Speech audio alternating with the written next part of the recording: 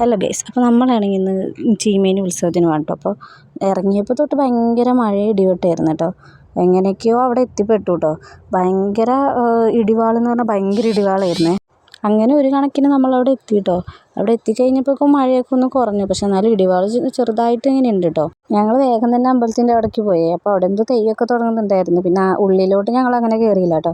പിന്നെ പുറത്ത് തന്നെ കുറച്ച് ക്ലാസിക്കൽ ഡാൻസും അങ്ങനെ ഇതൊക്കെ ഉണ്ടായി, പരിപാടികളൊക്കെ ഉണ്ടായി കേട്ടോ.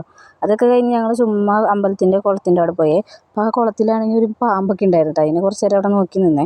പിന്നെ ഞങ്ങൾ വിചാരിച്ചു ഷോപ്പിങ്ങിന് ഇറങ്ങാമെന്ന് വിചാരിച്ചേ. കുറേ സാധനങ്ങൾ വാങ്ങണം എന്ന് വിചാരിച്ച് വന്നതാണ് കേട്ടോ. അങ്ങനെ ഇറങ്ങിക്കഴിഞ്ഞപ്പോൾ ഉണ്ടല്ലോ, എല്ലാ കടയിലും കയറി നിരങ്ങേണ്ടി വന്നു കേട്ടോ. കാരണം അത്രയ്ക്ക് കടകളും കാര്യങ്ങളൊക്കെ ഉണ്ട് കേട്ടോ അവിടെ. പിന്നെ കുറേ തിന്നാനും കാര്യങ്ങളൊക്കെ ഉണ്ട്. പിന്നെ ഇവരാണെങ്കിൽ ഈ വളയൊക്കെ ഇങ്ങനെ എറിഞ്ഞ് നോക്കി കേട്ടോ. ഒന്നും കിട്ടുന്നുണ്ടായില്ല, ജസ്റ്റ് മിസ്സായിട്ട് പോവായിരുന്നേ.